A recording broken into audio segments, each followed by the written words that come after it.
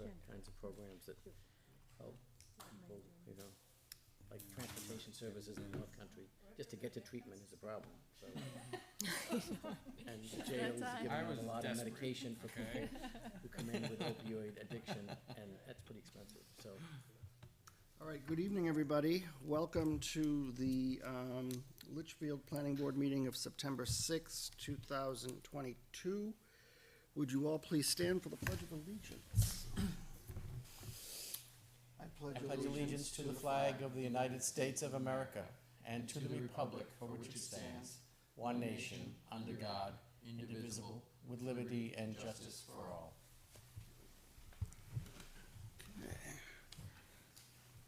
Ron Stevens will not be here this evening. He did send an email.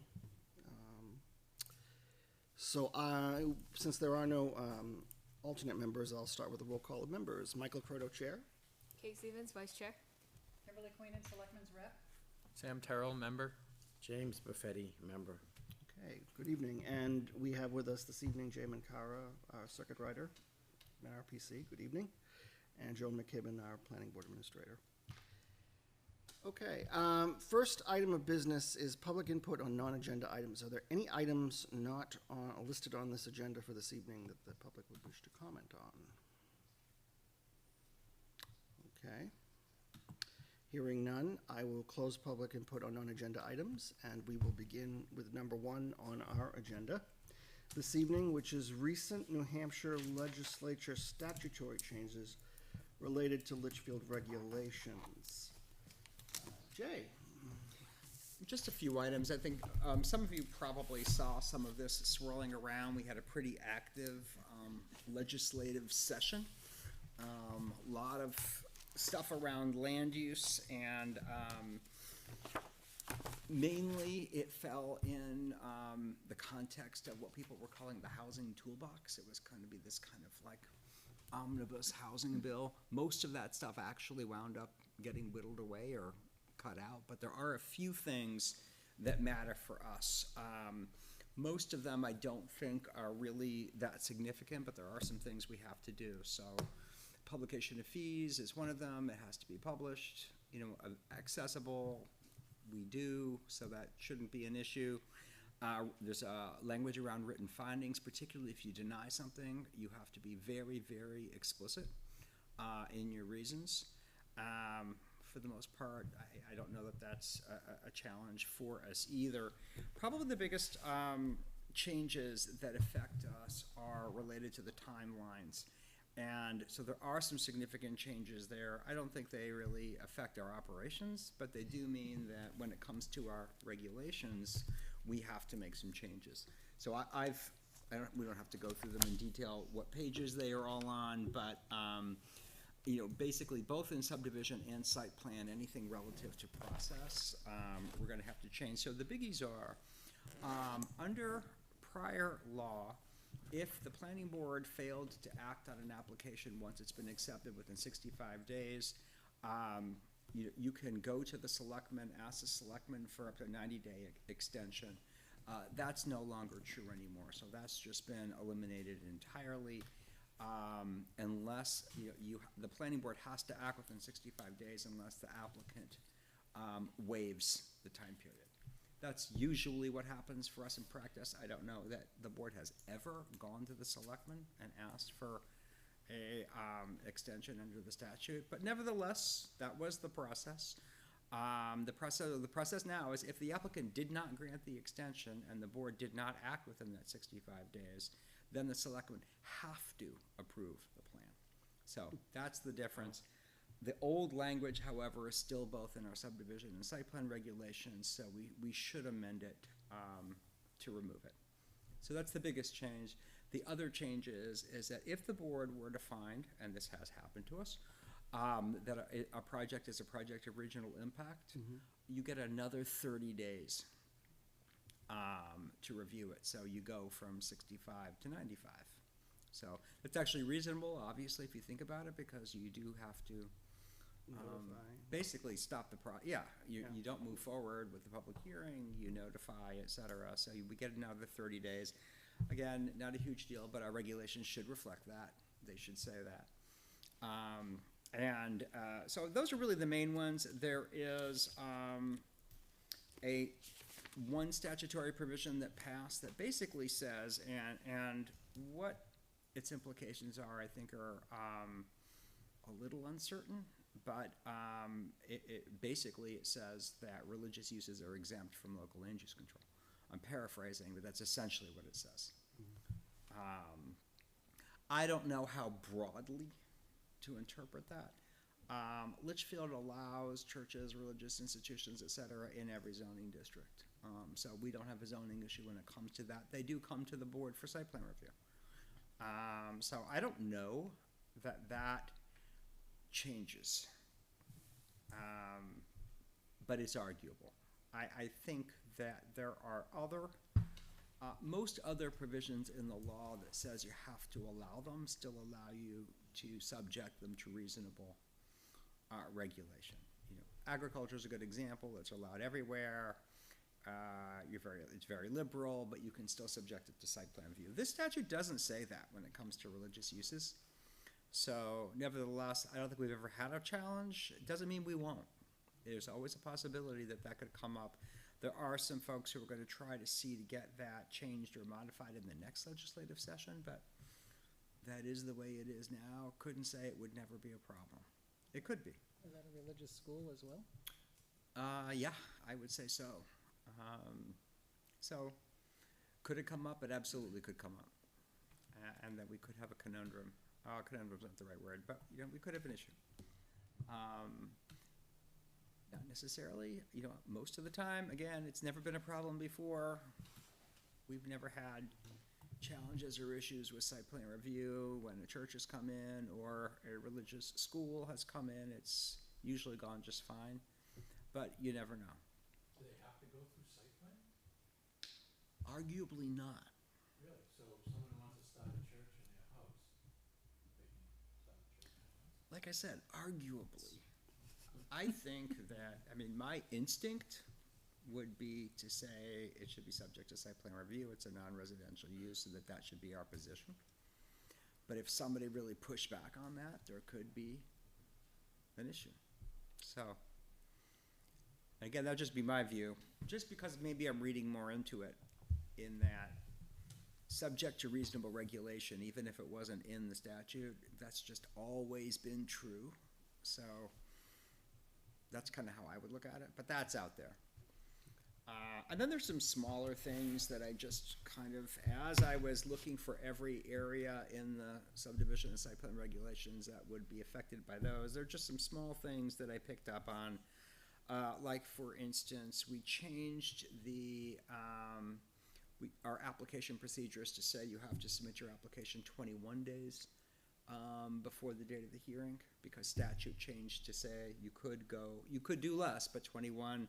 We still have 15 for conceptual and pre-application reviews. I think it just makes sense to make that 21 so that we're always consistent and we have one agenda cutoff.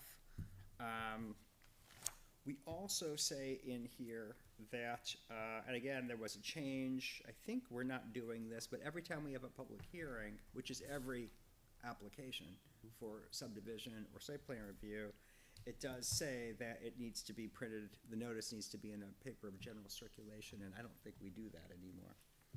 But Because we used to have, was it the Hudson? Well, if Litchfield you get it News? on the front page of the website, then you don't have to. Right. But our regulations still say newspaper, journal circulation. So these are minor things, but as I'm going through it, figuring if we're gonna clean house, those would be just some minor things that we could change as we go. So none of these are substantive, but they're things that we should do in both this year. If we're doing other things too, lump them all in together, but if not, at least let's do those.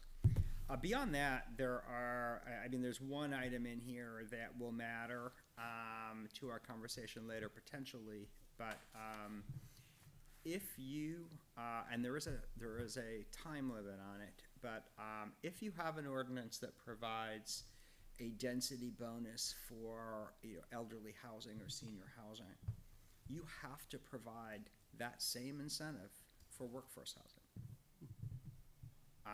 So you can't just provide density bonuses for senior housing anymore. I believe I'll have to look at the exact language, I think you have about a year to make that. So obviously, Litchfield rescinded theirs, it's a non-issue, but since it's something that we're gonna be chatting about today, it's just good to know that you can no longer, some would argue, discriminate on the basis of age. If you're gonna give a density bonus, you give a density bonus. So those are the biggies that came out of this last session for us. Interesting. Yeah. There was tons of stuff that didn't pass, so it'll be interesting to see what might bubble up.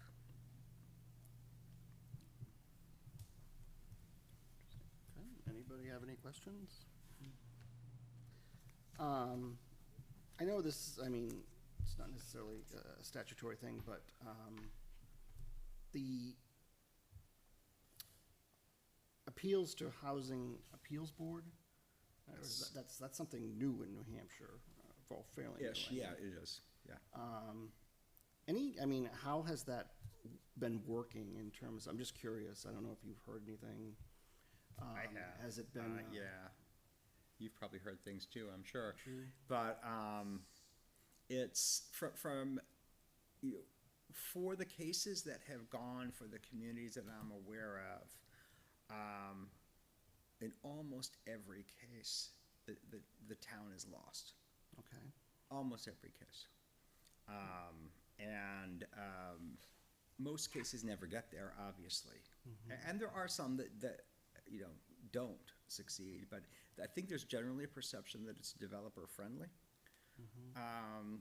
But I think it's for a couple of reasons. First of all, with long and complicated cases, it's easy to make mistakes. It's easy to do things wrong procedurally in some way, even if it's a minor way. But realistically, most of the cases that have gone because the developers who are pursuing these projects basically are running up against significant resistance. They know they're going to run up against significant resistance.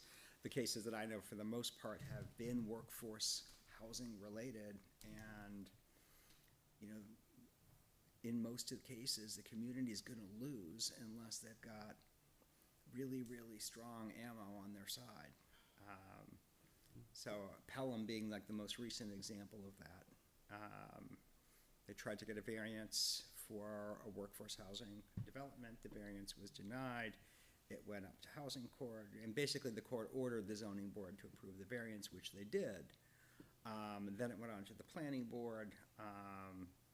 It, however, suffered the death of 1,000 cuts, and the initial developer pulled out.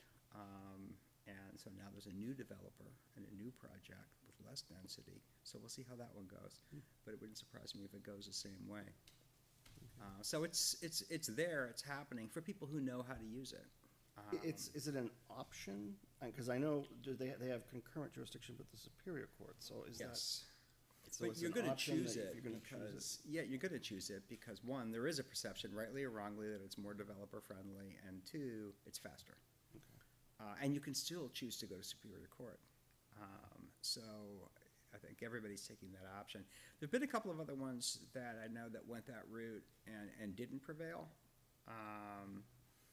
So, one in Greenfield I know, it shouldn't have gone to housing court really, but it did. But at any rate, so that's what I'm hearing. I'm also hearing some angst about the scope of the jurisdiction, and there was an effort to pull that back and clarify that somewhat. How far is the reach?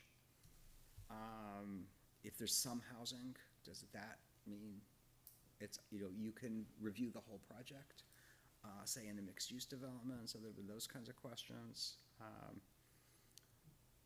And then there's the different angle. So Brookline is being sued, not in housing court and not under the workforce housing statute. They're being sued in federal court under fair housing, basically housing discrimination. So that'll be really interesting to see how that one plays out. Well, interesting if you're on the sideline. I guess. Right. But those all have implications. If that prevails, then part of their argument isn't only that Brookline discriminates basically against people of color because their housing policies are discriminatory. So by extension, they're discriminating against people of color, but they also took comments that were being made on social media by the public discussing the case and have used that as ammunition, gleaning things to say it showed discriminatory intent, at least on the part of the people who were opposing the project. So I thought that was very interesting. There's absolutely nothing you could do about that. I was just curious, more because to I know come. this is a new thing for New Hampshire, and I was wondering how it's been working in terms of, has it been successful, and people like it, people don't like it, just curious. I would have to say, I think if you're on the prevailing side, you probably like it, Like it, and if not, so be it. as is usually the case, right? Exactly. All right, anything else? All right, thank you, Jay, for that, and we'll go on to number 2, zoning, suggested changes, wetland zoning, and home occupation. So I guess we'll start with wetlands. I think So, that's you, John. Jeff suggested that these markers get into the field for the homeowner and for commercial. You can pass this around if you want. We sell them to the developer, and then they post them on the wetland line, or on the buffer line, for expansions, or just for the homeowner, they know where they should be. Every 50 feet? 50 feet. Well, yeah, we didn't specify, but on the 50-foot buffer. Right. You have 75-foot building setback and then the 50-foot Right. wetland buffer. So those would go on the 50-foot wetland buffer. Didn't specify how far apart they should be. Well, I know I've seen, one of the conservation properties, I've seen like those do not disturb wetland area or something. There's signs out there. When you went on the tour with Matt? I think so, yeah.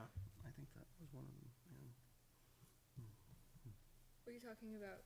So like if somebody were to build a house and there was a wetland buffer on that property, so even posting on something like that, or just by the conservation areas? On houses, we did, we were doing that as the developer came in. I think on Hamel Circle we might have it, but that should be in the ordinance that it's posted. Then if they go for an expansion, then the building inspector knows where the line should be and where they should go, how far they can go. So would the homeowner have to maintain them? I would say, yes. So that goes at the 75-foot or at the wetland? At the 50-foot. At the 50-foot setback?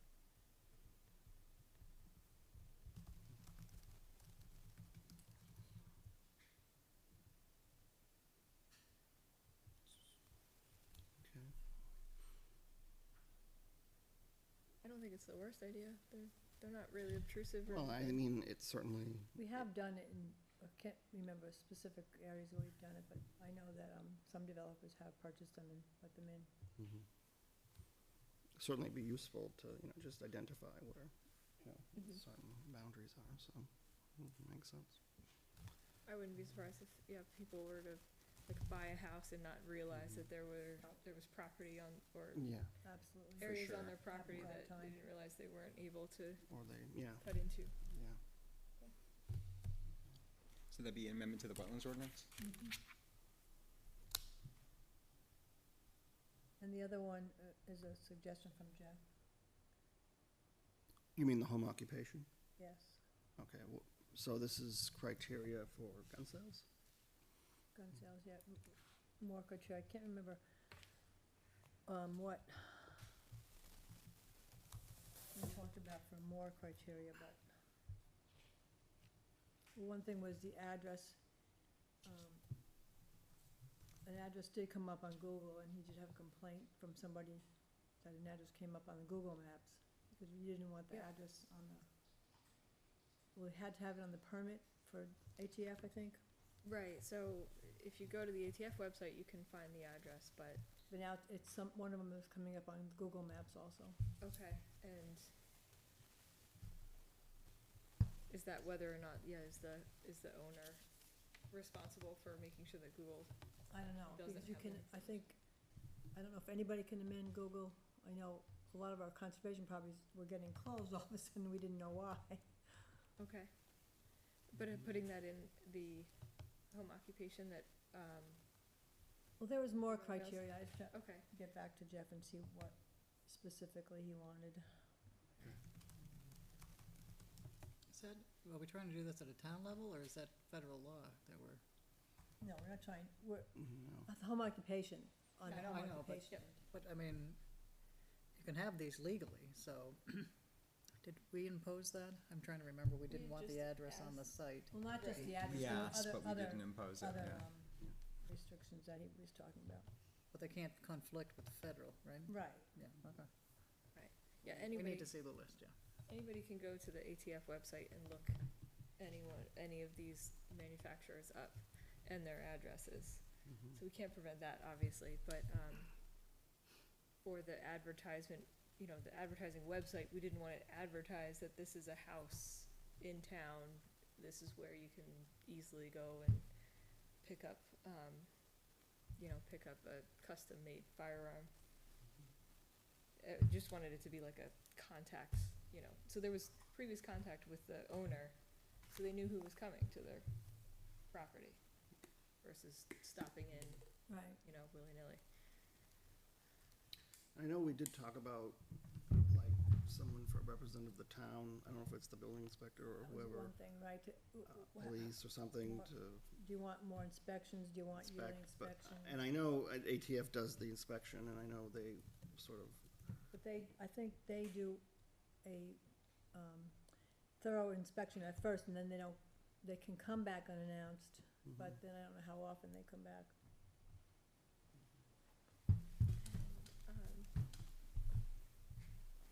I would like to see it, that it's appointment only for home occupations like that, but I don't know what the rest of the board, how the rest of the board feels about that, if that's imposing too much.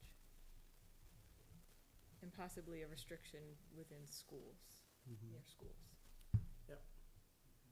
I just don't think you can federally. They were 1,000 feet from the school, right? They were granted the license federally.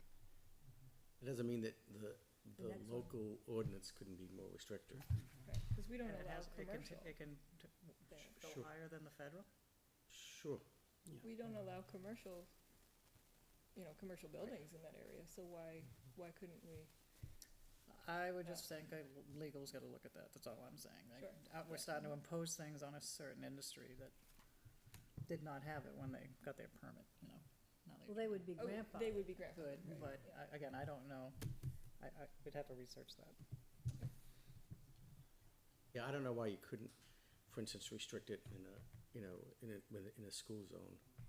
It doesn't make any sense to me that you'd allow the sale of guns within a certain distance of a school. It doesn't make any sense to me. Yeah. And I think we could do that. So I would certainly be supportive of that. Okay. Yeah, that previous application, I didn't feel like we could deny it, but I'd like to see it changed for the future, I think. I think we need to bring them back and see their side of it as well. Not that they're grandfathered, but I don't understand the other side of it, is all I'm saying. Well, we had a hearing on it. Yeah. Yeah, I know, that's separate, but I still wanna hear from the other side of people who might wanna open a gun sales from their house. In a school zone? But they did. They did do it. But that process, as you know, was I flawed. agree. I agree right? with that, So but again, That was I don't granted know if we're impinging without on coming to people's this rights. board. So I don't know. I think this has to be really looked at. Just because one or two people don't want it doesn't mean they're not allowed to do it. Oh, no, this was, Maybe no, look this at is other towns fully and see what they're going, doing. no, this is fully going through the warrant article process and all that. I just wanna make sure there's no conflict with state or federal. on their rights to do it. Okay. That's all. Well, I certainly think, I mean, our home occupation criteria, and especially with something like this type of occupation, certainly I think could, you know, maybe use some additional criteria, but I think it's important. Have to be permitted as a home occupation? It's not, Well, it's not, If it's in a home, it's an allowed use, yeah, it's not Yeah. prohibited at this point.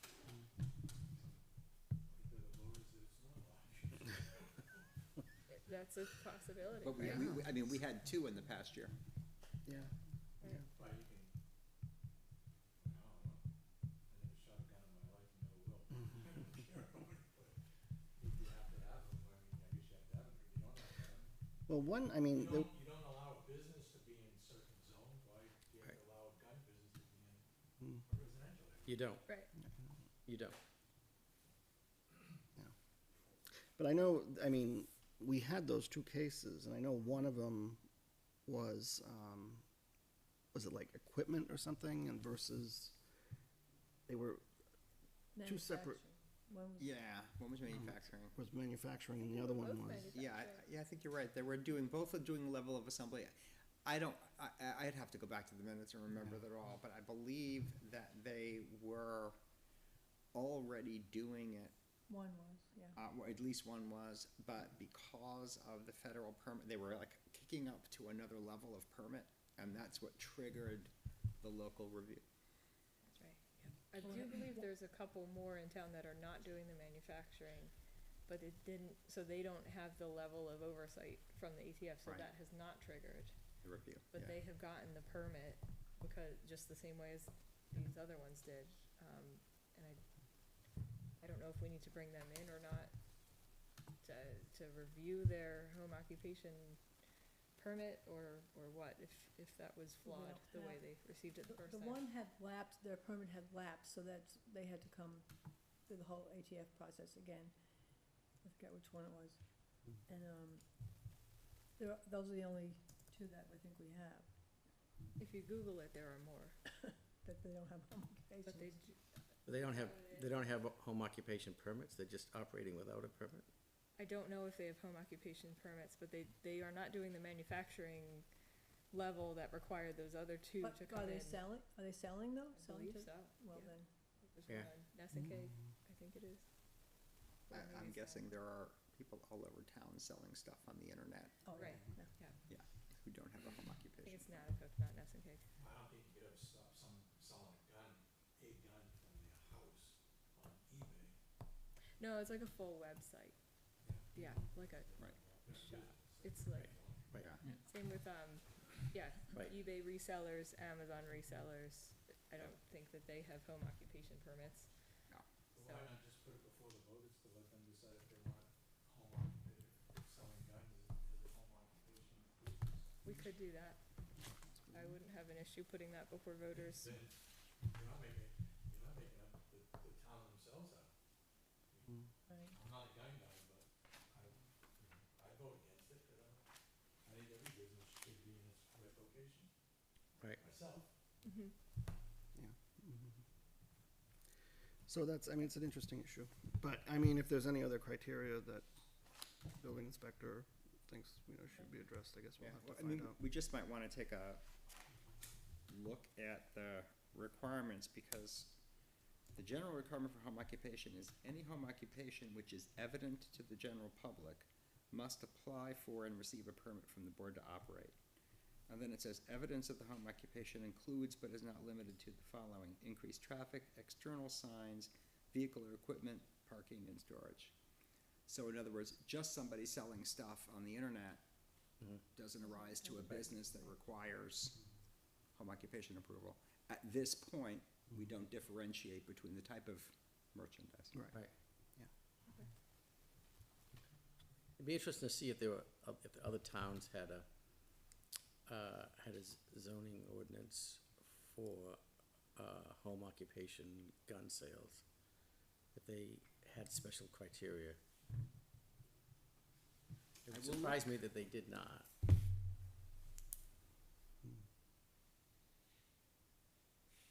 I mean, one of the requirements should be that the holder of the permit would have to have full cooperation with the local police, state police, and the federal authorities. I would think that they couldn't be operating it if they were not fully cooperating with the law enforcement. Absolutely. So would a business being searchable on Google make it evident to the public? I think that'd be a stretch, I mean, Well- again, it's the same thing, there's people who sell, antique china. You Yeah. can find them on the internet. Right. Probably, I don't know if that would, it's an argument, I think the intent was disruption to the neighborhood, so is there a sign, are there people Yeah, coming and traffic. going? Right, that I think was the intent. Whether being able to find somebody online through a Google search is evident, I guess would be. Well, if they had a website, I would think that would be obvious, right? So if they were putting themselves out in some way as a business and they had a website that was searchable. But if guns are the concern and not antique china, then maybe you don't throw such a broad brush, you just deal with the guns. Yeah. But, the core of the ordinance is that if you're doing business, whatever business it is, in a neighborhood, that you meet certain criteria in order not to disrupt that neighborhood, to change the character of the neighborhood. Guns probably raise more concerns, but I could think of other things that people could be doing as a business that might raise equal concerns, right? That could pose public safety danger.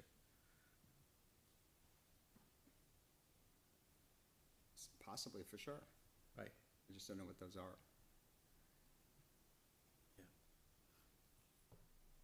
But if we want to take a look at the ordinance, we should, again, we could try to look to amend the ordinance to deal with the issue of guns, or we could try to look to amend the ordinance more broadly. Right.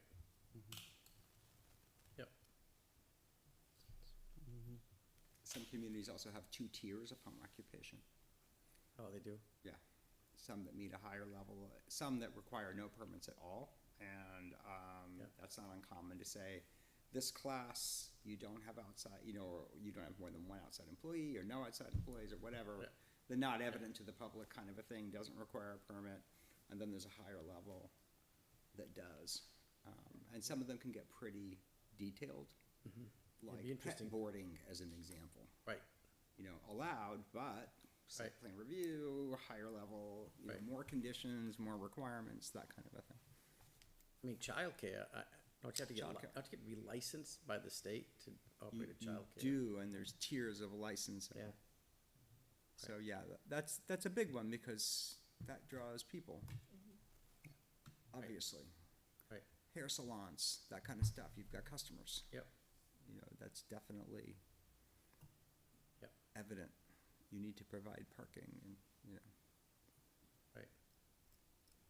It'll be interesting to look at some of those Yeah, I could ordinances. take a look and The see more what. general ones, and if there were any that specifically dealt with guns. And they Hold may on. not, and there may not be, but, But a 2-tier system might be Maybe that's it, yeah. right. something to look at. Right. Gives it more Yep. focus. That's good. Okay. Anybody else have anything? Okay. Number 3 is subdivision requirement for certified foundation plan. Jan, or is that you, Ken? That's John? building inspector. Oh, that's the building inspector. So right now we have, as-built plans should be created when the house is finished, the bounds are in, et cetera. But he would like a certified foundation plan when the foundation goes in. Okay. Because oftentimes it'll be off and then they have to go for a variance after the house is built because the foundation was off. Not often, but it's happened. They pour the foundation, they're still gonna come get the variance if they Right. need to, so. What are you gaining? I mean, is that because he's seeing situations where this is becoming a problem, or how did he, with the requirement, I guess? The conversation, I don't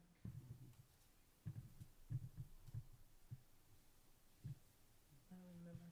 Okay. Well, I guess, We'll have to get more information.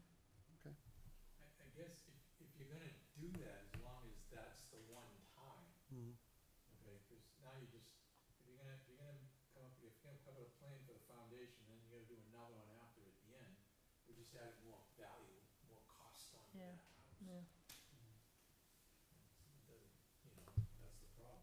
So wherever you're gonna do it, if you're satisfied with the foundation, then let it be the foundation. Yeah. Cause we already have to do it. But if you're gonna make them do it again after, to show the driveway, everything Yeah, else. you really need the as-built at the end, because you need to know where Well, that's when the bounds get certified and all that. you know where the stuff. Litchfield Yeah, is. so now you're just adding another value on to that house of probably $1,000 or more. I guess it's curious to see what the building inspector is looking at. I don't know. I'll find out. Oh, because I think that there are probably some houses where they in the setback, or if you're on a corner lot, Mhm. sometimes it could be, but, I mean, Yeah. I don't know if, I can't remember ever having that problem on my projects, but Mm. I'm sure they're out there. Okay. Because usually when you're building it, you pin the foundation to where you want it to be, but you're not submitting a plan. Yeah. Mhm. You just I see. Interesting. I'll find that the as-built is sufficient. Have you heard of anything about like that, Jay? Does other towns do that? Something that you've. I have, but usually it's just, the certified after, because you do want to see everything else. You want to see, Right. where the septic is and the driveway is and all that stuff. There could be some good reasons I'm not thinking of, but I think to Rick's point, if the foundation's in, they're gonna go seek the variance. I mean, if Yeah. that's the issue, they're gonna do it, because they're not gonna wanna rip out their foundation, so I don't know what you're gaining. But maybe there's something I don't know. Yeah, okay. Number 4, master plan schedule for updates. We should be updating. Yes. What, I mean, I think it's, what chapters is? I mean, obviously, whatever seems timely to the board, I think natural resources just makes sense because we're, finishing up the, conservation plan for Conservation Commission. All that information really goes right in, so that's probably a light lift. Water systems, Yeah, looking at that, yeah. that's an issue. We were working on community facilities. That kind of took a pause while the CIP was going. Now the CIP is going again, so I think that could kick up. Probably the biggest thing there is what's gonna happen with the elementary school. Obviously, that's the big question. That's really the big question. So it's you kinda wanna know that before Right. we finish that chapter. And then we've got several others that are, need to be updated. So if we can go back to the list. So it kinda comes down to what are our priorities. Was stormwater one of them? Or something? Stormwater can really come into play in more than one area, but that's definitely something to look at. I know we've got housing that we may wanna talk about on today's agenda. I think that's a really good one to do. Yeah. It just makes sense because, one, we've got new census information, we've got the regional housing needs assessment, which has to be completed by the end of the calendar year. So that's a natural time, and we've had so much happening legislatively, that I think that would definitely be one that would make sense. Okay. It's really just comes down to a matter of deciding what's next.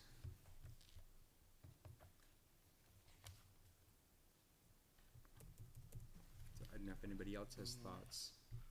Because like the next oldest one is economic development, was done in 2002. It's an old one. Just have to look. We could certainly do that one too.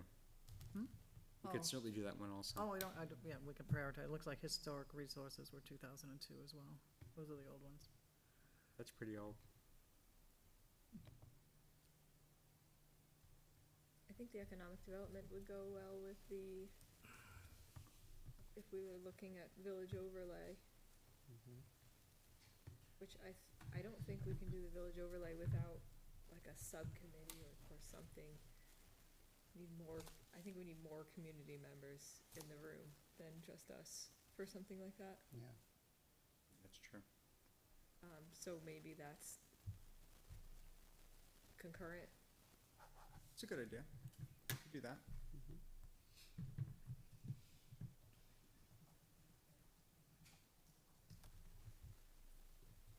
Same old question, how you get people involved. It got me involved with the community design subcommittee, so I got one. Right. How do you get, Yeah. No. make it sound really bad? Right. Yeah. Well, I think that subcommittee had 3 or 4 people on it, I think. So it's better than 0 or 1. And I know that I have seen interest in, right, somebody wrote in about that northern commercial zone. It was a member of the public, Yeah, we did have a person. right, that wrote in about it, Yeah. so maybe they would be open to it, I think it is gonna take direct outreach to individual people though. yeah. Yeah. Right, Yeah, you gotta go call people and see if they'll come. yeah. So, Well, I know, way back when we did, was that map, we had actually, we had done a survey. I think we went to the Strawberry Festival. We had a booth at the Strawberry Festival to get public input. I think we were at Town Hall. We were a bunch of places, to get out into the community and engage the community, about the zoning. Maybe that's something that there's may have to. I saw something about a October Pumpkin Festival, Harvest Festival, something like that. I think they're planning at Dara in October. There's something there. And now there's Christmas in Litchfield. There's a lot of events that we could probably There start was reaching out at. a business owner in the north end that had written in about a village center and some. That's what it was, yeah. Yeah. That's what I'm Approach thinking of. that person. Okay. So, Were you on the economic team last time? There was a group from town. It was Way back. really a deep dive. It was a good job. Yeah, from way back, yeah. Yeah. Yeah. I mean, I've been on since 78, so, Mm. and It was the ICDC committee. been through all of it, but we never could get any input from anybody other than the people that were there. Yeah. Never, mhm. people involved. But just people that volunteered on the board or whatever. The only time Yep. people came out was when we talked about a historic district, then they came out. Not historic district, Right. yes, because they wanted to tell you what color you had to paint your house. Yeah, right. But we got people riled up because, you had to go in and get permission to do anything in your house. In a certain the area. exterior. Yeah. Right. So, none of us wanted that.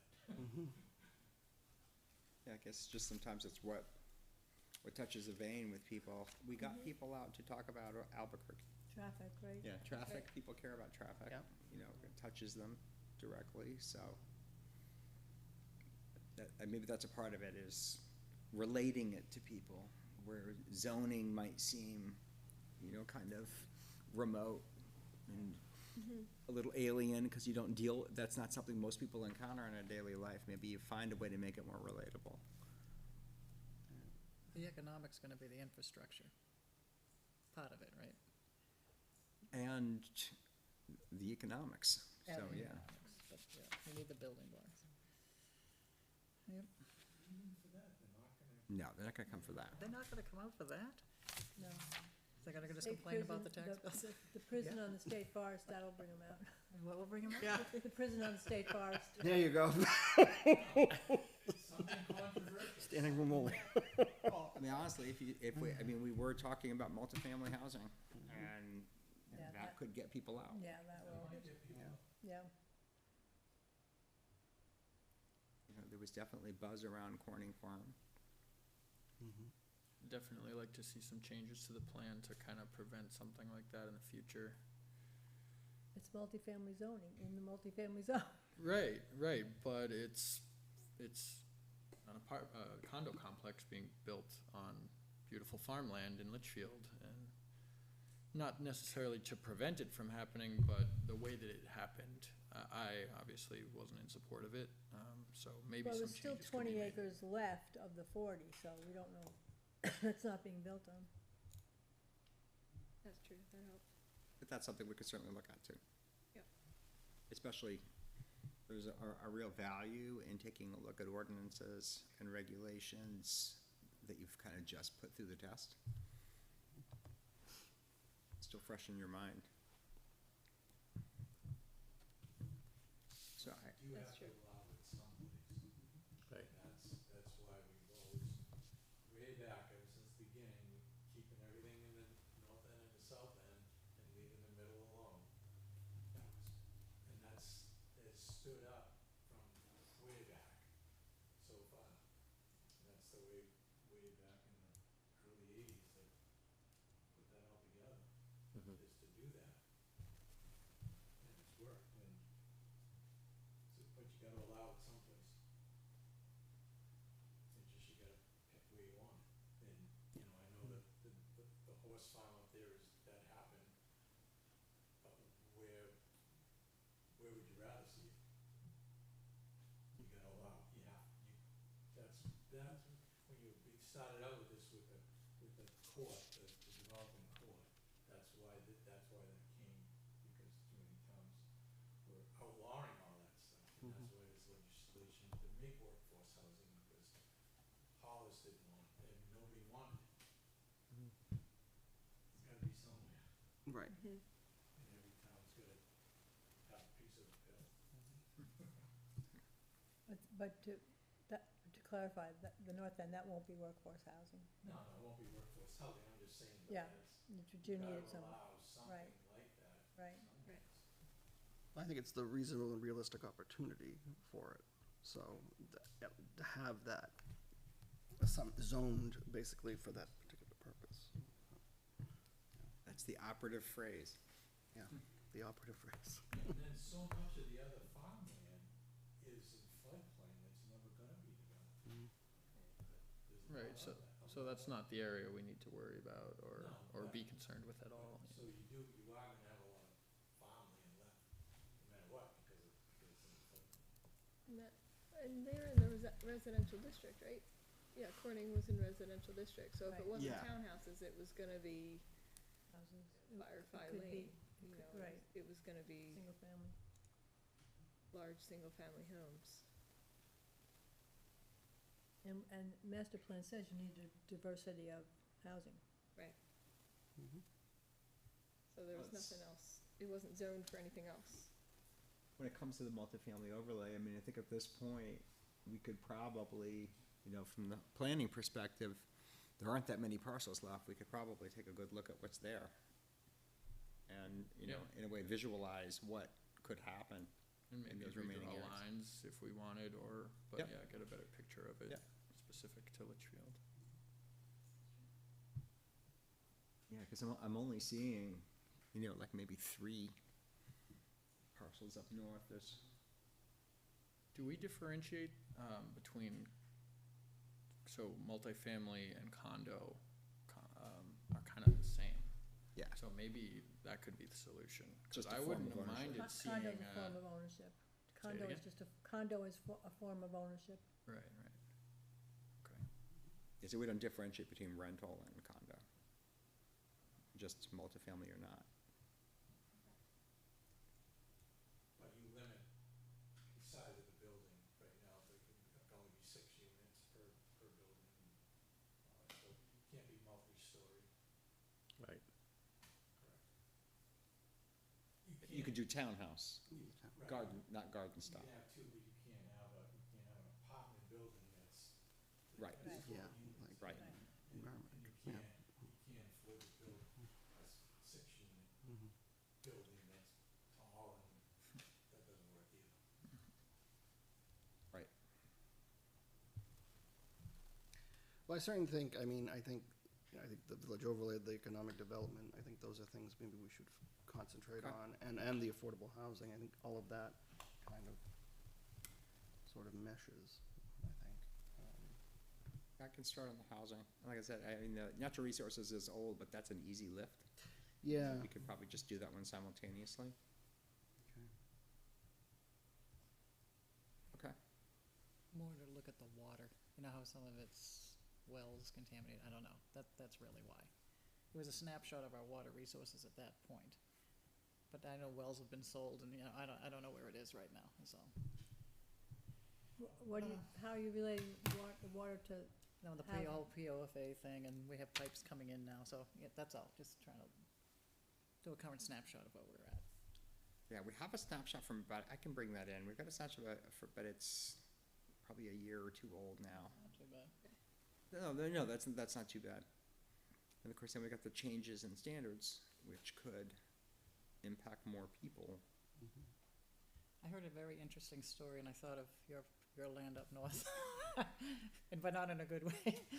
Up in Hooksett, Bass Pro Shop and Walmart. Yeah. They never could connect to the town water, so they have big tanks under the ground that they pump like every day to get rid of the waste. As I know we don't have infrastructure. They couldn't connect to the sewer or They couldn't connect, so they have, Oh, they've those got- tanks are pumped out almost daily. Yeah. Like Bass Pro Shop and Walmart up in Hooksett or something. The town had promised, but it never went through or something like that. The sewer line? Yeah, I don't know. Alls I know is lots of trucks show up every day. I was told Could be- people who work They there. were supposed to do a TIF district to get that sewer. I guess it didn't happen. So they pump it every day, get the stuff out of the tank. That Home Depot on 101A looks like Nashville, but you're actually in Merrimack. Yeah. They're on septic. So are those restaurants right in front of it. That whole little area there doesn't connect to Merrimack sewer. Does connect to Nashville, but only what was existing, so it's kind of interesting, yeah.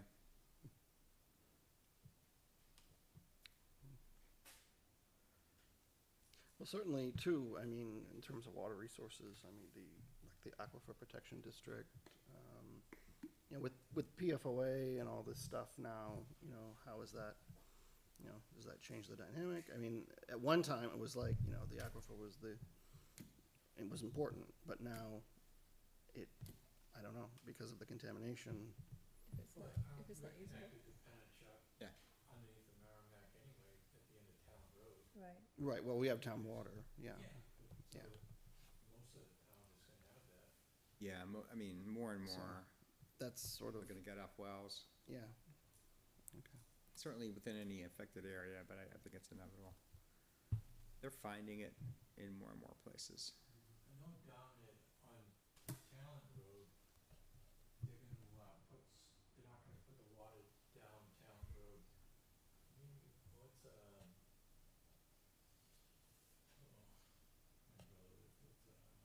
Down Laurel and, Laurel, yeah, Laurel, they're not gonna put the water in, they're gonna put in, they're gonna give them systems.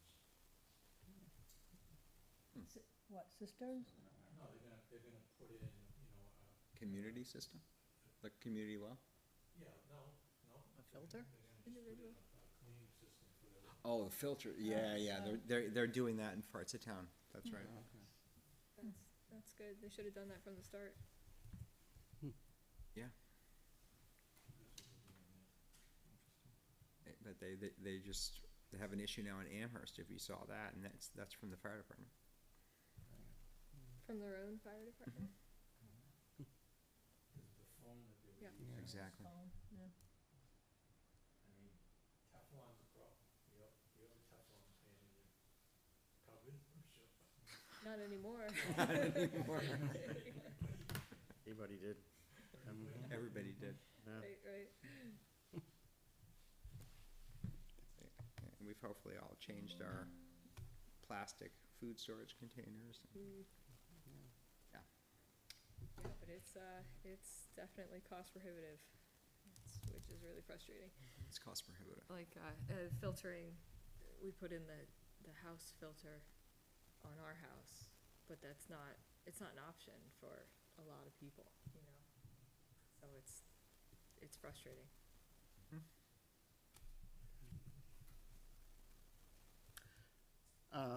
So, I mean, is there any other chapters that we haven't I covered? can start with think- those. I think that probably makes sense. And then, you Well, know, I think would say those then- are, you know, would seem to be, you know, if the primary in terms of, because of the importance. And those are the oldest. Those are 2002 was the Yeah. last update. So those would make sense. So And which ones are then, you talking, economic development? and natural resources.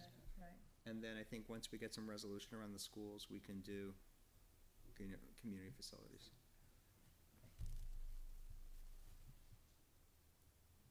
And then you can jump into housing next. Okay. Good. Kate, did you have anything? I know you, You How wanna did go that into end? the inclusionary zoning? yeah, just a second, I guess, or, I know you had submitted, That was part of it, I had emailed everybody the repealed housing for older persons, so that was, it's Okay. interesting that there was, if we're ready to move on to that next, the affordable housing, on the agenda. Yep. So, it's interesting that legislation went through, because when I was looking into inclusionary zoning, and the reason why I was looking at this is because it was kind of a precursor to that village overlay, and, because it's obviously been in the news constantly over the past few years, the lack of housing for, affordable housing and workforce housing. And every time one of these large developments, subdivisions comes in, a lot of what I hear is, you know, my kids wouldn't be able to afford a house in this subdivision. You know, how expensive are these going to be? That seems to be a big issue for a lot of people in town, from the feedback that I've gotten. So I started looking into inclusionary zoning, and I sent you guys a very lengthy email with a lot of links. So I don't know if you were able to get through any of it. And it was interesting that legislation went through about if you have ordinances for housing for older persons, those same density bonuses be granted for other subdivisions, so that they weren't discriminating based on age. Because I was thinking that this was something that the town supported, you know, 10 years ago, including these housing for older persons allowances for a tighter density, so that these houses were more affordable for people on fixed incomes and everything.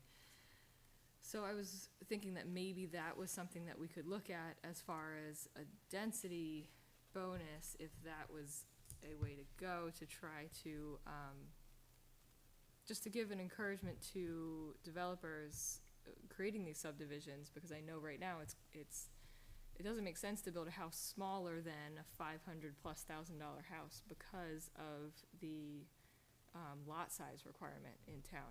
A developer's not gonna make money unless the house sells for over $500,000. So, and probably more now. So I just wanted to open the conversation to see if that was something that we wanted to look at. It's, we can't force anybody to build something at a tighter density, but we can include that as an incentive, basically.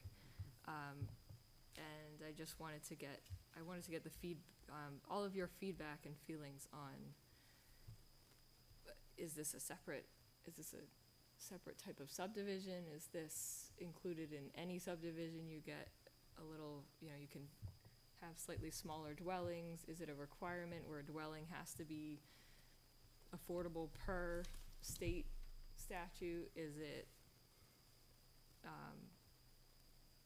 some sort of density bonus if the houses are such and such size? Chester has this age-friendly ordinance, which I thought was interesting because part of their requirements was having the entire first floor be ADA accessible and a master bedroom and bathroom. So you could still have a 2-story building, but senior couple could buy it at a lower rate and still live there, and then the second floor, they may or may not use it. And then those homes would also be attractive to new families, younger couples, because they're still a 2-story house. So there's just a lot of different ideas going around already right now, and I just wanted to see what all of you thought, if that was something worth pursuing. And I also think that it's something that we really do need to look at soon, because as Jay had just mentioned, there's only so many large plots of land left in town, so I'd like to see this as an available way for those lots to be developed if they were to be developed in the future. Does anybody know the backstory as to why this housing for older persons was repealed in 2009? I made some calls. Thank you, Chris. So it's gonna go a little bit and then it comes back to you. Yeah, I didn't really pay attention to politics for the first 10 years I was in town. 'Cause I just got, well, my job I was on the road 4 hours a day getting back and forth to work. I called someone to ask about it, and my notes are a little scattered, so I might go at different places. They said that they'd put a halt on the building permits, on all building permits for 3 years in the town. There was a moratorium, because they wanted to let the town basically catch up. And what I'm gonna get at is the impact fees. So anyway, we were growing too fast, and we didn't know if we could handle it internally as a town, schools, whatever. So they stopped it for 3 years. When the time period ended, they never renewed it, so then they could start building again. This is coming from an impact fee point of view, which I know you're working on right now. They believe that right now, we're about getting, I think, I don't know if it's $250,000 or $500,000 short on impact fees, because I think there's something wrong with the formulas right now. And there was a state match, but we're not getting it for the older Griffin schools, so we're losing 30% of the money. So anyway, they wanted to wait till the impact fees algorithm you're working on is current before more homes start getting built, especially if we look at density. But anyway, let me go back to something else. So, There was a moratorium for about 10 years on building. yeah, This one, You mean growth ordinance? growth ordinance, for about 10 years. This went out because we had 338 units of senior housing, that's why they took it out. and they said that, but the taxes on it were different. They didn't put a lot, the way the ordinance was, they didn't have to pay for the impact fees for the school, because they didn't use them at the time, that's what it's in the Well, ordinance. that's why this passed, because there Right. weren't school children. But then they might have had more, calls for the ambulance, whatever. So anyway, I just wanted to know why it was repealed and why it went away, so that's what they're saying. We had 338 units, and that was, you're getting a big bubble of. And I think what they were afraid of is if you do the density thing that you're talking about, they said there's homes on Page Road that might have, I'm gonna make up a number, built for an acre, but they could build it on 3/4 acres if they gave part of the open space land back to the town. But they weren't sure they were being taxed on the full acre, or they're still being taxed on the 3/4, so. I don't know, I'm just saying what people were telling me. I think we need to bring a finance person in here on that. I think so too. Well, I think you should understand, the way they were speaking, they are. Are you talking about the new development on Page Road? Not new development, no. Because there's older houses on Page Road from the 60s that have less frontage. There's a small group of houses that have less frontage. They had nothing to do with open space. Then the new development was a conservation open space design, just like the one in Hammer Circle was, and the one on Firefly was. We have 3 that were conservation open space design after that ordinance came in.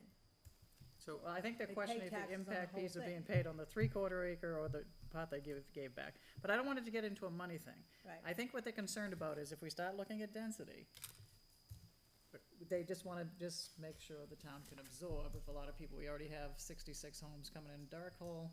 How many are going down near Knoll Tree Farm? How many were in those manufactured homes? 40, 50? About Another 110. So- So that's all. We never stopped building in Litchfield, ever. Well, Okay. we had a growth ordinance though. We didn't stop building, but we had allocations. So you had allocations, so Right. every subdivision, depending on how many lots you got, It was was, a it formula was of slower, how many building right. permits. Right, Okay. Then we went to impact fees, and that, you could either have a growth ordinance, or you could have impact fees. right, you couldn't have And both. we went to the impact fees, Right. and then the town started growing, so you never stopped growing. I'm just saying what they told me, that there was a But the housing for moratorium. older persons, I think it was a reaction against the amount of development that was coming in under that ordinance. That's what it was. Right, Right, so right, there were, right. there were a number of housing for older people that were We closer have together. About 338 that are Okay. approved. And what was the objection in the town to doing that? I mean, I hear that we were building a lot, but why did that raise the objection so much that the town, Well, then then there was the thought that you have a big voting block too. You could of have, older people? you could have a big voting block against the schools. Not necessarily, Okay, Because the ordinance offered an incentive, you saw a lot of people taking advantage of it and developing under that ordinance, and people reacted negatively to it because they saw a lot of new houses coming in. That's why. but, yeah, so I guess to try and dig deeper into that, I mean, I'm asking questions, not that you have the answers, but I'm just wondering what that fear is, like, what was the concern?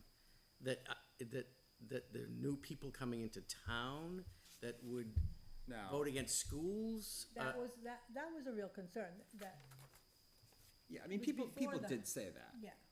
But it was more just, no, people don't like to see the field Change. next to them Yeah. develop into houses.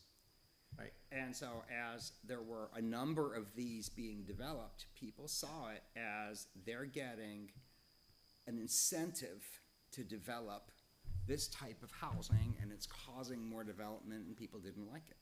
That's why. But I Right. talked to a builder, we, three of us, Jay and another state rep and myself, talked about affordable housing. And I talked to a developer at that time, and he said, the only way I can afford to build affordable housing is if I get better density. yep, Simple as that. And a lot of these were expensive. right. Yeah, these people pay more than I do in taxes. Right, I was gonna say paid more than enough on property taxes. But they didn't, More than anything, in all of these things, it's the makeup of the board at the time. It's not The board of the, planning board. Oh, I see what you're saying. It's the makeup of this board, yeah, depending who's on this board, is what Yeah. ends up there and what they allow. I mean, it's really what it is. If you guys, if the board wants to get rid of something, you have a feeling, and they vote Yeah. on it, they put it to the voters, and most of the time, Yeah. voters approve it. yeah. That's really, Do you that's my remember, opinion. What's yours, Joan? It's the makeup. Yeah, if the planning board, on the warrant article, if it says the planning board approved, they'll vote for it. do you remember how close this vote was On, in 2009 when they repealed this? no, I don't. Was it a controversial Have to thing? look back. Was it just, No, I think it was purely because of the numbers. I think and did the planning board at the time recommend repeal? they did, yeah. Okay, That was a all right, reaction. okay, so that, That's the only way it got there. yeah, but yeah, that's No, right. when they It wasn't a repealed it. petition. this It wasn't a person, petition and, No, it yeah, wasn't petition. the person just said that the town needed time to absorb the new growth. That's all they said. right. I don't know if that was a 5% growth. I have no idea what the population was in 2009. Well, they're not all wrong, that's when we had the growth ordinance. Right. But we never stopped building. Right, it was just, it slowed it down, it was by allocation. Did you say it was a moratorium on permits? Because back then, we were probably building 200 units a year. Right. Or more, and they wanted to slow it down, and all the towns were doing that. It wasn't just Litchfield, Hudson, Londonderry, everybody was Right. doing it. And that's before they could charge impact fees, and then the impact fees came in within 4 or 5 years of that, and that all changed, because you could have either or.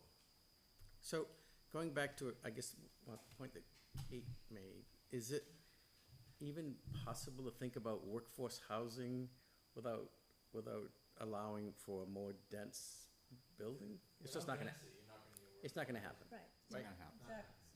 Right. I mean, look at, look at zoning.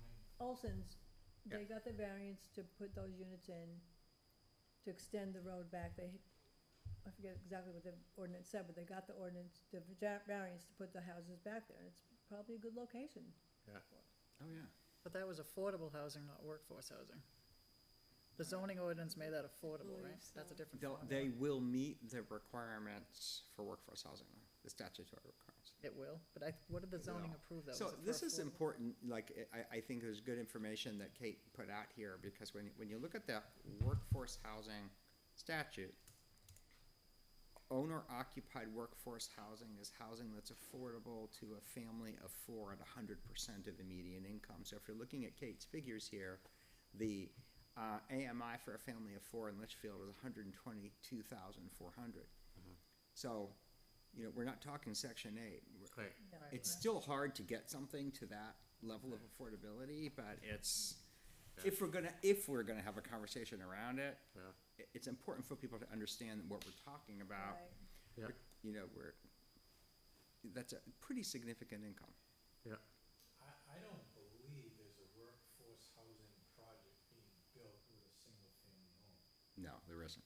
Is that right? I haven't seen No. one. What do they They're all build? They multi. build like, You're gonna have a 12, 14, 18 unit building. like apartment buildings or, Yeah. Like Yeah. Manchester is doing more of, right?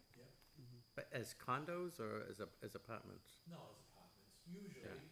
It's usually rental. I know some of them, but not Yeah, not many. That's because there's almost no incentive programs available for owner-occupied. So if you're using rental, you can get low-income housing tax credits, you can get funding, you know, through New Hampshire Housing, or this new Invest New Hampshire, but there's nothing for owner-occupied. Is that, that new one, is that rental? The new one, the governor's new? It's all rental, good. and it all has to be affordable for families at 80% of the median income or less. So, Rental, all rental. all rental. Yeah. incentive? So that's why workforce housing projects are all rental. Yeah, yeah. Because that's where the incentives are, and that's how you make up that gap, because the construction cost is so high. Yeah. But if you can get that subsidy, that's Yeah, makes it different. that's the Does- driver. Does that subsidy go to the builder or the Yeah. town? Are there incentives for the town as well to promote this kind of housing? In the new workforce housing, In Invest the New governor's Hampshire, new, yeah, the governor's yes. new plan. it's up to $10,000 a unit that goes to the municipality. Wow, It is a pretty lucrative, incentive. right, Obviously, there's parameters, it Yep, has to be yep. approved within a certain period of time, et cetera, but, if we had a development, if, Yeah. for example, Corning Farm were workforce housing, then that would be a project that would qualify. Yep. Realistically, it's gonna be the communities that are already building that, housing that qualifies that are gonna be getting the incentive. Right. Obviously. What's the price point for a workforce house? What does an average one cost? Well, it's not, it's a rental. it's a rental. Right. Yeah. If you were looking at owner-occupied now, it's probably 360, 380-ish in Litchfield. Would be owner-occupied. Is there anything in Litchfield on sale for $360? I think there's one in one of the older the- persons, Oh, yeah, yeah. neighborhoods, but Right. that's I've seen. Rental, 2,000 a month-ish, depending. Wow. 1,800. Yeah. Those units they built in Hudson, the lovely, That has are those condos? No, Those are rentals? those are rentals, and those are low-income housing tax credit, Oh, they are. rental housing. Yeah, they're workforce housing. Where is that in Hudson? That's, Low road, Friary. Oh, the The old fryer. Friary property. yeah, the old friary, off of 3A, low road, low yeah, road. Lowell Just Road. before Countrybrook Yeah. Farms. Yeah, Oh, when you're heading towards, going Yeah. 3A towards, yes, okay. yeah, Those are the big white ones on the right? yeah. chicken coops. Yeah, those are rental. Those, I didn't know what they were. Yeah, that's what they, No, I thought they were business offices, I wasn't Yeah. sure what they were gonna be. they're apartments. No, They've got, I'm with you it's on gotta that. be for families at 60% of the median, so they're not gonna Yeah. be that. No, they're not gonna be that high. Themselves in on Right. that one. So this ordinance in Chester, this age-friendly ordinance, it says single-family units not to exceed maximum of 1,200 square feet living area, which is like, it's it's pretty small. very small. So Yeah. I don't know if any builder would ever build something that small as a single-family unit. Yeah. Single family unit? That was their, right, that was their maximum. Yeah, but back in the day, in the early, they were building 1,000 square foot. Yeah, right. Back in the day, you could buy land. Now we call those tiny Yeah. houses. There's a category for that. There is no affordable housing. Now you don't even think about buying a piece of land for 25,000 an acre. Right, No. I gotta look at what the And then minimum road- acre size road was, costs but are just out of Yeah. control. You know, back when we used to build roads, we build them for $100 a foot. Now they're Right. $1,000 a foot. I mean, is this an actual thing that can happen, affordable housing, honestly? Affordable housing at 360? That's not Oh, affordable. owner occupied, I don't know how you get there. Right. I mean, what's happening at Olson's is arguably one way you get there. It's not gonna appeal to everybody. Olson's will probably work, but they're gonna rent the land, That's right. Right. yeah. so. yeah, so I think that was another thing in my email was, I don't know that we are in any dangers of being, outside of the percentage of dwellings that are required to be affordable or workforce housing. Do you know what that percentage is? Isn't there It's not hard and fast. It would be based on, what you'd have to do is look at what is the median. So it's not that there's a hard and fast percentage, it's that if you do meet your fair share of, your regional fair share of workforce housing, then you are considered to be in compliance with the statute, period. So, the question will be, and I haven't done that analysis, if you look at the cost of homes in Litchfield, are there a sufficient number of homes that are affordable to somebody, to a household, family of four, making that 122 to hit that limit? So I'd have to do some math to figure out what that is. Or you could do it on the rental side, but you're not gonna make it on the rental side. So, cause you just don't have enough rental housing, so you'd be really looking at the home occupied. So that's kind of one, so there's no hard and fast requirement that you have to meet a certain number. It's just if you do meet a certain number, then you're in compliance, period. If not, then it doesn't mean you're out of compliance. It just means that you have to still provide that fair and reasonable opportunity for the development of workforce housing. If the market is such that you can't make it, that it doesn't happen, that's not on the town, so long as you're providing that opportunity. And that's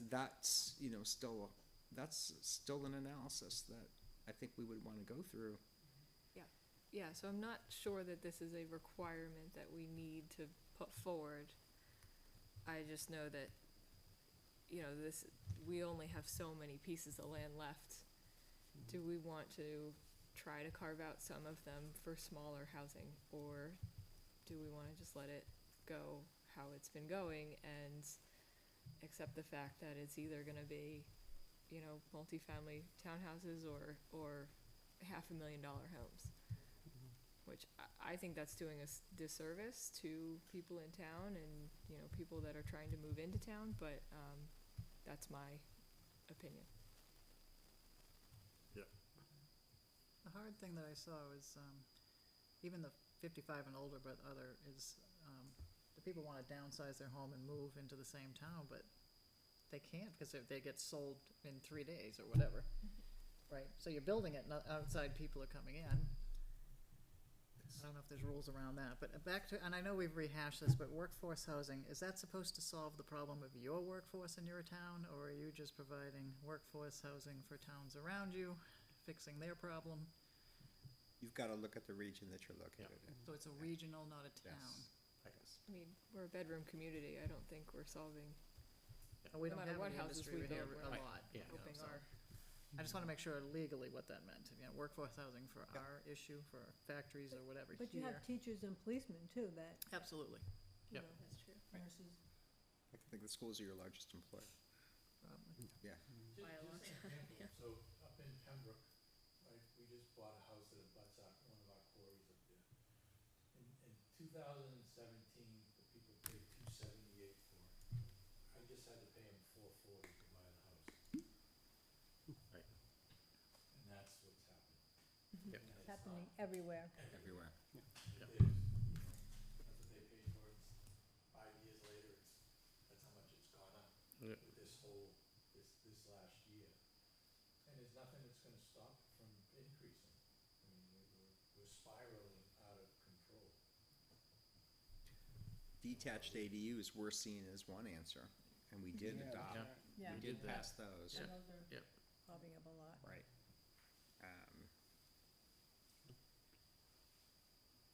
Yep. And townhouse condos are an option for home ownership at least. It's not a single-family home, but it is an option. Those are, It's the only way. I mean, it's the only, if you build townhouses, you can, if you build a 2-bedroom, so Foxhall, you guys, anybody know Foxhall? Right. We built that in 1985, I think. And back then, we were selling them for $125. And right now, when you see them being sold, they're around $300, $275 to $300. Mhm. But back then, when we built those, that was the cheapest thing around. Yeah. To do it. And you gotta go with it, if you have a 2-bedroom, you build a 1,400 square, same thing I built on Calabar Court, basically the same thing. Yeah. And if we wanted to condo them, those would sell for about $250. If we wanted to condo them. Yep. $250 to $275. Is it just the cost is just so much to make, or is it supply and demand? Well, There's the too many materials- people trying to find too few houses? Yep. Cause if we built 1,000 homes here, they'd probably sell real quick. So, I don't know what the answer is, it's things that just, you're saying the prices are going what they Look are. at this cost of materials. Materials have, So the material cost, but then it's supply demand, we have Materials, more people land. trying to Land. buy. materials and land. And just the reality that, look at our vacancy rates, at how low they are and how low the inventory is, and that's just not us, that's nationally. We have not been building at a sufficient rate. And then you Right. look specifically at New Hampshire and our region, our unemployment rate is incredibly low. Job creation has been pretty robust, and job creation outpaces home construction. So you're creating more and more households, and you're not keeping pace housing-wise. So that's part of it. Yeah, I mean, materials, land, everything. Yeah. Everything. Are there homes being built in Litchfield now? Not many, I don't see, no lots. I don't see many Not around, many, a few. and nothing planned? Is Quite it a few ADUs are coming in. quite a few? Quite a few accessory dwelling units are coming in. Are they? Oh, interesting. More Portsmouth, oh, sorry. well, sorry, what were you gonna say? The economic recovery plan for COVID, Mhm. was it the Portsmouth area that was trying to convert unused office space to maybe condos or something? Was that area there? I don't know. I'm sure that's being talked about in a lot of areas. Happening? It can happen in some places. It's Manchester. happening in The rezoning. Manchester. The Black Glass Tower, that's going almost all housing. Did they have to rezone that, or? No, waive renewal? because they allow residential and mixed use in downtown Manchester. Those are not gonna be cheap. Those are gonna be high-end. So that didn't solve anything. Right. Most of what's gone in downtown Manchester has been high-end. The old Citizens Bank building, that's almost all residential. So No they're mills doing and all that? conversions. Some stuff converts well. Some stuff doesn't. It depends on the floor plate. Some office buildings with large floor plates just don't. You know, Yeah. you need windows for residents. So if you've got deep interiors, those spaces don't work. But some do. I mean, there is that happening. There's a lot of development happening in Merrimack. You know, if you've driven through Merrimack lately, there's apartments going up everywhere. It's all multifamily, but there's apartments everywhere. There's a lot happening in Nashua. There is some single family, but most of the single family stuff is high end. Yeah. You know, all of it is. And I wanna clarify, I'm not trying to put something through that will spur a lot of development. I just would like to see the opportunity there if something were to be developed, that there was a little bit of an incentive to build a few of them to be slightly smaller. So I'm not trying to put something through like in Amherst where they put through enough of an incentive that it spurred a ton of development. I don't wanna see that. I just don't want it to be totally cost prohibitive that it's not even considered Option, when somebody's subdividing. Right, and as you said, there aren't many places left, Right. right? Yeah, you can see, I mean, Corning was one of the largest ones in the residential zone. Right. So, So it's not like they could, you know, they could come in and build hundreds of these units, because it's just not the available land to do that. I don't think so. I think a lot of it is, a lot of these larger lots are conservation. We can go through, if you want, I can go through and like identify those, if that's something you guys would like to see. Because a lot of these large lots are town-owned, conservation-owned, already, so. I think that is one of the advantages at this point, is that there is an opportunity to actually look, you know, at Yeah. parcels and think about what the potential is, Right. especially in more focused zones. And you have more land in the south end that you'd have to rezone it, some of it, but, or allow it in a certain zone. You have more land in the south end than you do in the north end. Right. Yeah. That's right, so I was thinking, yeah, maybe, I don't necessarily think that we need an entirely new ordinance. It was kind of just like within the conservation open development, an extra section to say if you know, if you build houses this size, you could work them into a half-acre lot instead of 3/4, something like that, so I'm not trying to totally blow everything up here. And so this housing for older persons ordinance that was repealed in 2009, so under current law, we couldn't do this again, right? That's right. Because you'd have to be available for other groups, like workforce housing. Right. So you couldn't do this. That's right.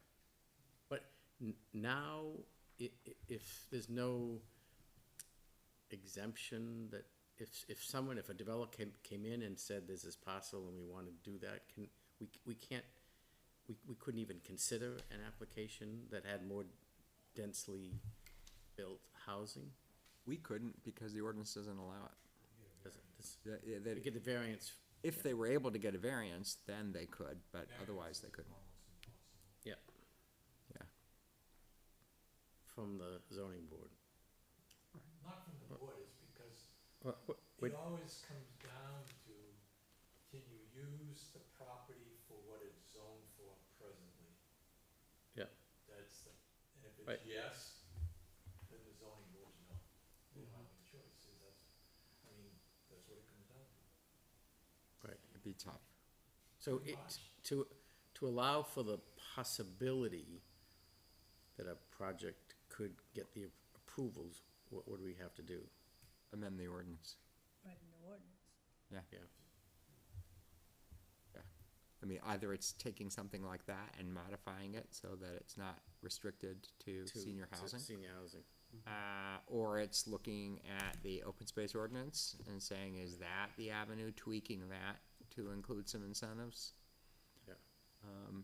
At least to the point of road costs, you can reduce your road costs somewhat under that ordinance. Yeah. But yeah, I mean, it would have to be something like that. And it also doesn't have to be townwide, it could be Mm-hmm. within the multifamily overlay, Mm-hmm. as an example. Yeah. Personally, myself, I never thought the conservation subdivision really works. Because even though you can go with less frontage, because of what everything costs, you end up building a big house and then it doesn't fit Right. on that subdivision. So then when you break up the road, you might have gained 2 lots. But you didn't gain anything because when you build a bigger house, you end up with more revenue. I was surprised at what Hamel, I think, was one of the first ones. I was surprised that the houses were as big on small lots. Yeah. Yeah. So when we did on Page Road, I mean, it was called that, or even Firefly. I mean, that we went with 150 feet of frontage, we did everything just because It's about, yeah.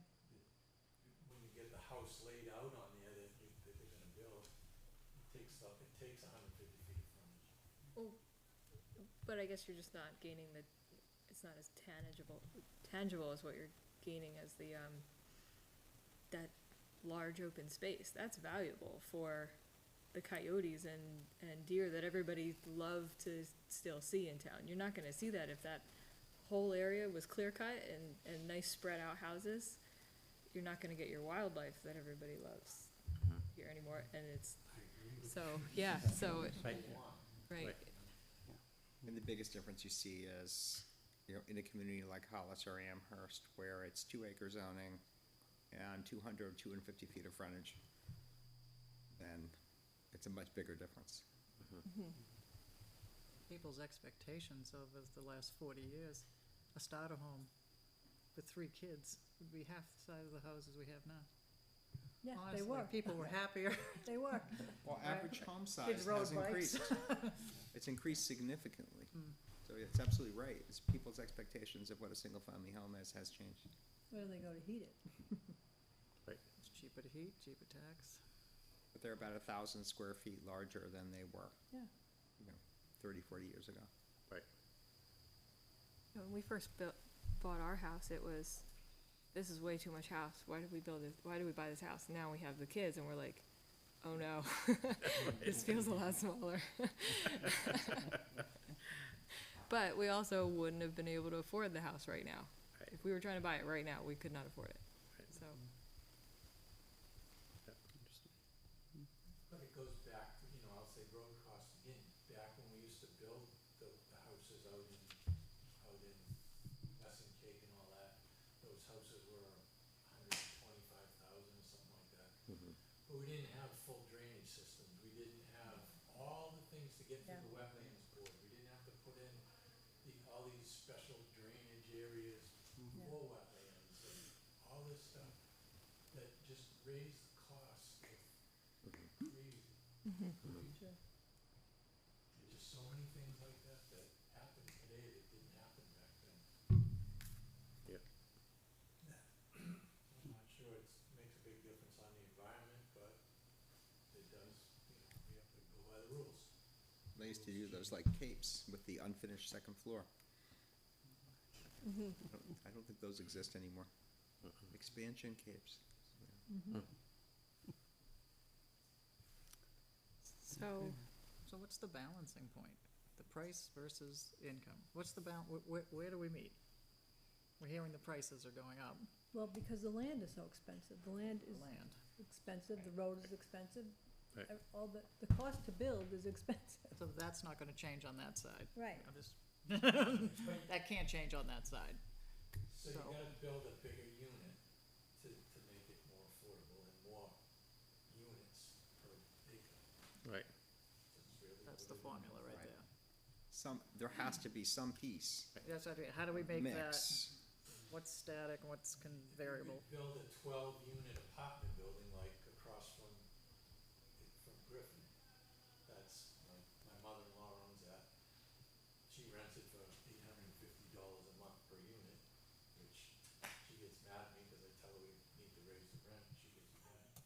we don't raise the rent.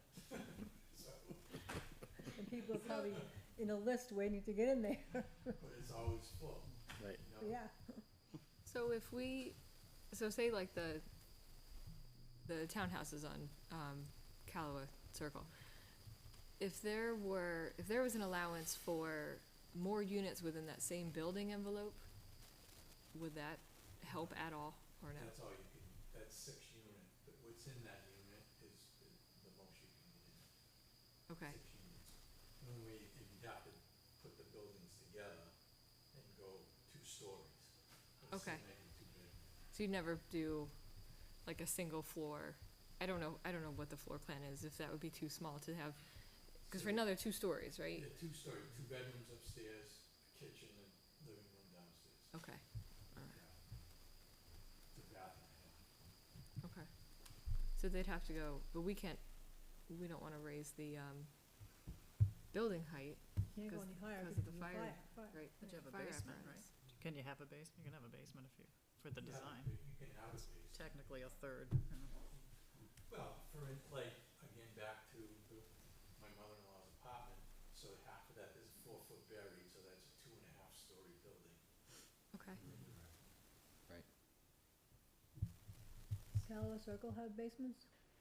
No, it's cut, Callaway, yeah, they have basements, yeah. But then again, the people need someplace to store Store things. stuff. Mhm. Right,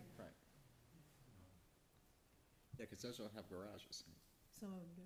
Some of them, Some of them have, there's 42 units, and I think there's 36 garages. Okay. But they're separate buildings. yeah, I was gonna say, they're not like a garage under Right. or in the main floor. And there's all different ways to do, but Yeah. the cheapest way to get the most affordable is to build something like a 12 or an 18 unit building. Or more. okay, The more you build, then the price goes up too. On the rental side, it's really not tough. It's because of the subsidies that are available. It's the homeowner, I'm not to say it's not tough, it is, but there are subsidies available, which is, that's really the bottom line, is that that's how you get to affordable, is there's some level of subsidy coming in through grants, tax credits, and advantageous financing. And if there were a way to plug that in somehow on the homeownership side, then you could see some of those same benefits there. I just don't think there are any. It's worth researching. I don't think there are any. I know there are in Massachusetts, but I think they're state level. okay.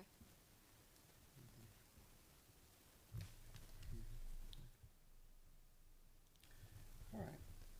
So, where do we go from here? Do we just wanna digest? Does anybody have any suggestions? First thing, my problem is gonna be if you go to a 12 unit building and go to something like that, I don't think you're ever gonna get the people in town to approve. No, you're not.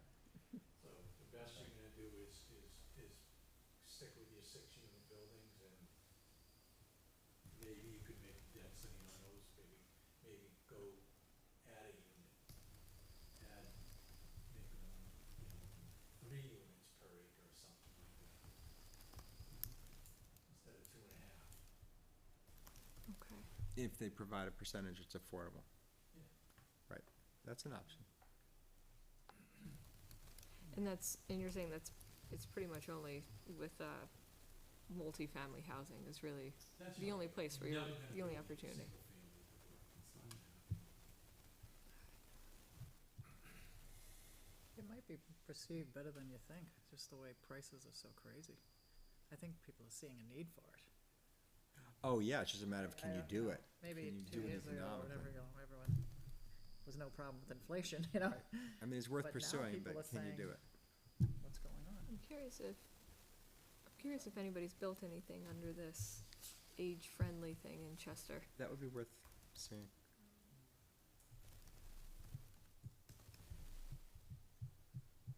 Well, of course, it always comes back to the issue of,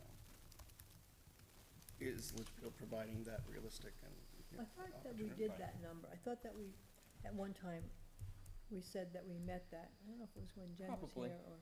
I mean, there's a good chance that we do. It's just a matter of doing the math. Because I think, And I mean, I I know, can do that. to going see. back, I mean, I know that, you know, there were a lot of discussions about workforce housing and originally, and then they wanted to change it to multifamily because people didn't like the term workforce housing, and that got voted down, I think, at one of the meetings. Right. So, I mean, but I guess the question is, you know, I mean, I think Litchfield has certainly looked at this issue, and I think has certainly done, more than its fair share, I would think, in terms of, the last, you know, rezoning and looking at, you know, where are the areas in town that would meet that requirement for multifamily, and, so, I mean, my feeling is that I think Litchfield has met its fair share. But, you know, I mean, obviously, you know, but again, it's the opportunity. That's the key. It's not necessarily building it, but the opportunity to build it. I think that's important. I do think we have the opportunity to look at the existing multifamily overlay districts and see what what is out there, how much vacant developable land. Yeah, I think we need to look at that, and I think it's worth looking at. that's what we need to And start. if we are gonna look at the, town center overlay concept again, that's an opportunity to look at these issues as well. Didn't we figure build out at one point? Didn't we look at the land? That was way back, like 1.5 acres continuous, no water. Probably, years ago, I think, Yeah. I do think there was analysis, in like 2014, 2013, 2014 on that.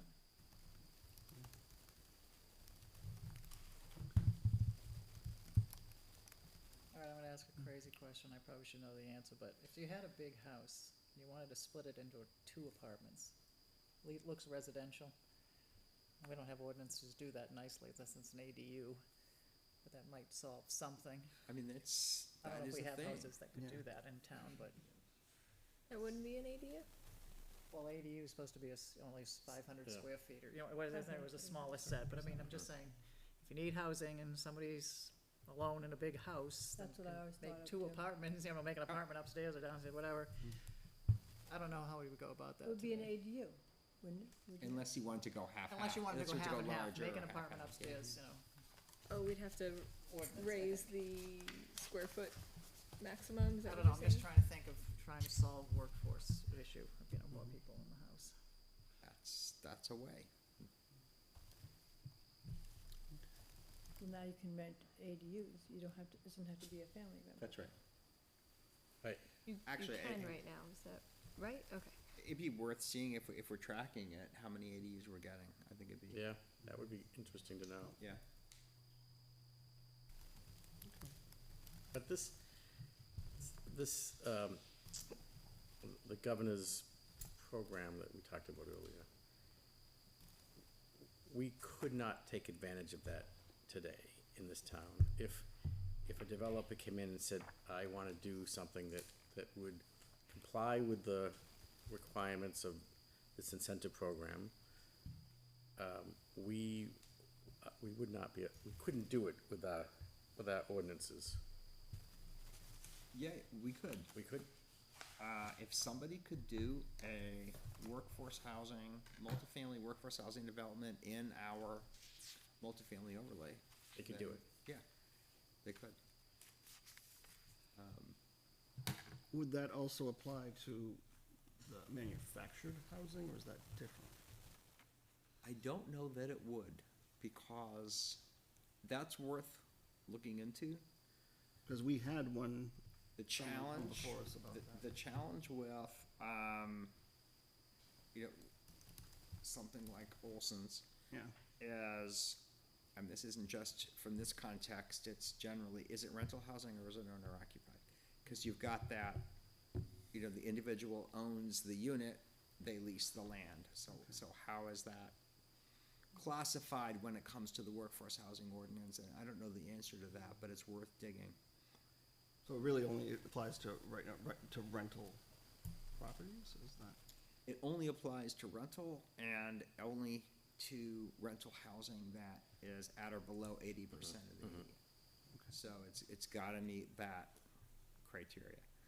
But somebody could come in and develop something that met that criteria. I mean, there is an example in Merrimack, right near Horseshoe Pond, if you kind of Yeah. envision that area. There was a townhouse development there that was developed by NeighborWorks, and that is a rental townhouse development, and it absolutely meets 100% ADU. They're able to do it. They're able to leverage these different funding sources. So somebody could come in and propose something like that in Litchfield and make it work.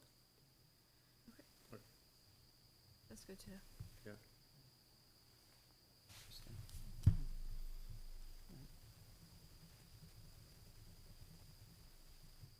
All right. Sounds like we have some questions to answer. Yeah, I think there, yeah. We can do a little more research, a I think little. we need some more research. I mean, if we wanted to do a workshop at some point, actually looking at the land, I mean, we can kind of just all.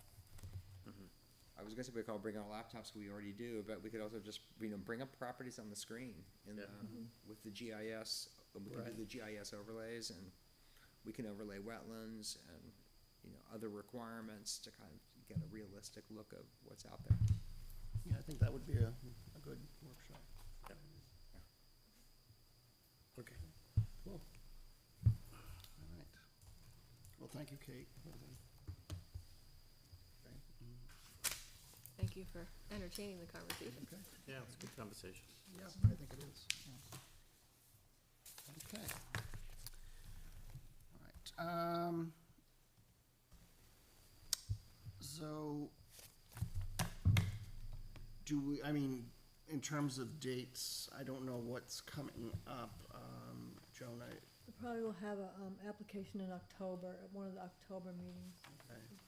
Might be the second meeting by now. So the second meeting of October would be a I'm workshop, not- you think? Well, I forget when the cutoff was for September, the first meeting, the fourth. We'll pass that yet. No, we're not, probably. So is something coming in October. Okay. I don't know which meeting. We can have it, I'm sure we can do at least one meeting in October. Yeah. Big workshop. We'll do that then. Yeah.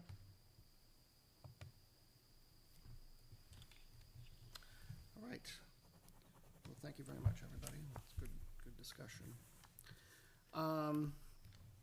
Next item is committee reports. Are there any reports from any committees? Thank you. Have a good night. Take care. Kim, did you want to start us off? Sure. I don't really have a lot of reports, I'll just give the next meeting times.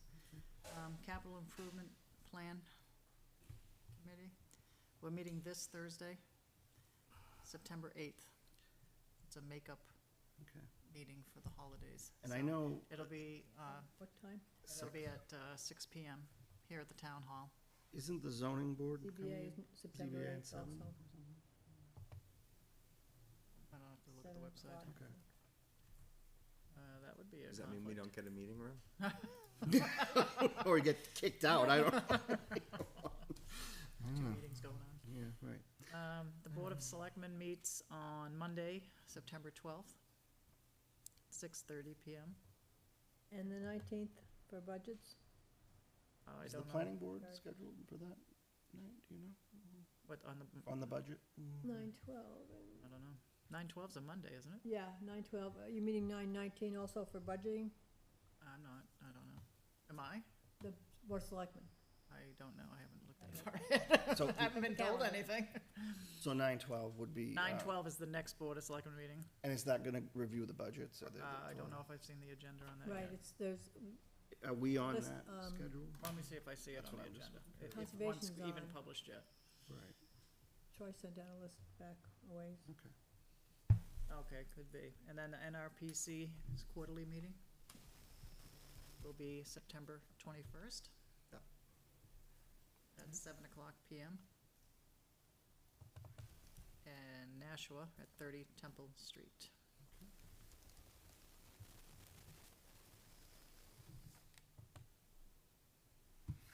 Trying to make that meeting. Okay, anything else? Yeah, now that I think about it, the T-TAC meeting for the grants, when is that? That is. Maybe have a conversation on that, tomorrow or something. I don't wanna put you on the spot. That's a good one. So Troy usually goes to those. He was on the T-TAC committee, right? Okay. Yeah, that's the 14th. That's the 14th. At What day noon. is that? Let's see. That's Wednesday, the 14th at noon. And So- that's transportation? Yeah, so Litchfield has, 2 applications in for the 10-year plan, and so that's gonna be presentations of the 10-year plan projects. Okay. So we can talk about Yeah. how we want to handle that and could bring the board of selectmen, let everybody know what's going on with that. So we need somebody to represent us at that meeting, to present the 2 grants. So we're gonna see how we're gonna do that. Or Right. maybe they have somebody else in mind, but we'll take a look at that. Conservation met last week, September 1st. We did go over the natural resources plan, conservation, master plan, I guess that's what we call it. The Lower Merrimack Local River Advisory Committee did meet, I believe,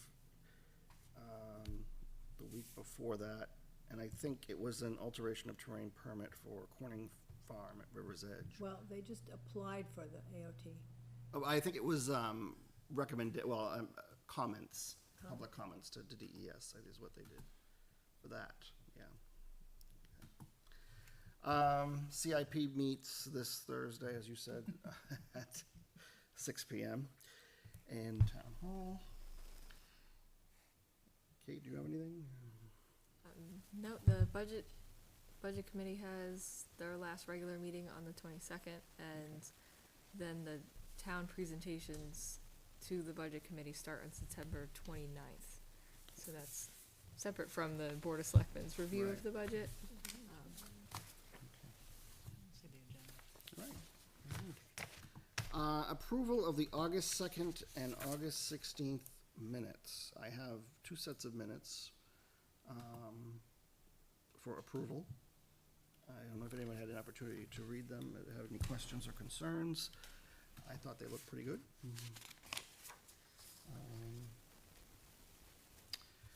So I guess I can entertain a motion to approve the August 2nd, 2022 minutes, if there's no questions or concerns.